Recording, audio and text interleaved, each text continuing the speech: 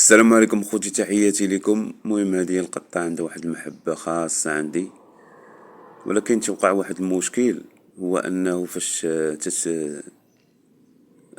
كما تتعرفوا المشاش يولدوا بزاف، وإلا جيتي خليتي الولاد ديالها في الدار تولي عندك حديقة الحيوان ديال المشاش، يعني مضطر انك تبعد على ولادها. وهنا فين توقع المشكل، يعني في اللحظة اللي تبعد على ولادها تتولي في واحد الحالة صعيبة، تتولي تخرج وتدخل، تتولي في واحد الحالة حالة ديال الاضطراب.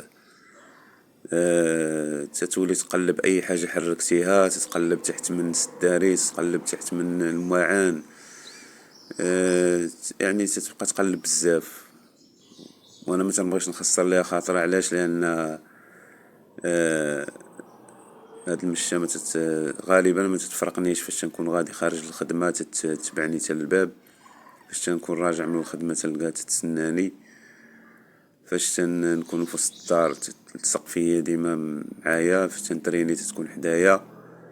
حتى فاش ولدات سبحان الله العظيم جابتهم عندي للفراش، وحولتهم ليها من الفراش اللي تنعس فيه ورجعتهم عاوتاني عندي للفراش.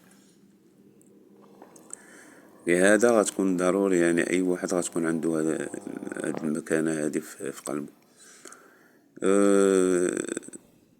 عادة الإنسان تتأفف من قضاء الحاجة.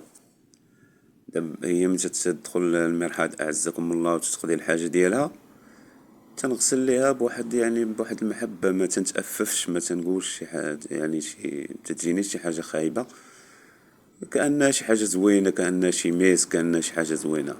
وهذا تيفسر العلاقة ما بين الأم والرضيع ديالها. فاش تقضي لها الحاجة ما تتكونش يعني كاعية ولا طالع عليها الدم، يعني عادي المسألة، يعني تاخدها بواحد المحبة. لذلك شحال هادي ما كانش عندي بزاف مع المشاش، ولكن دابا من خلال هاد المشة هادي وليت أي مشة تنشوفها في الزنقة سبحان الله العظيم تدخل لي القلب ديالي.